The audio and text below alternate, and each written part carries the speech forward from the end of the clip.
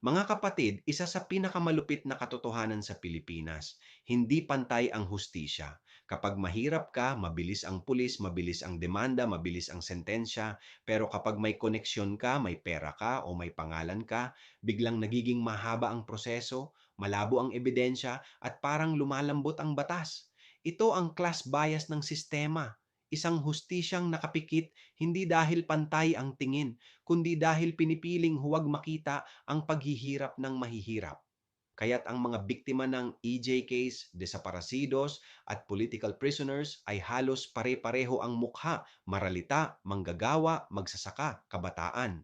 Mga kapatid, kung ang batas ay pumapanig lang sa may kaya, tungkulin natin bilang tao ng pananampalataya na ipanawagan ang pagbabago dahil ang dignidad ay hindi dapat nakadepende sa bulsa.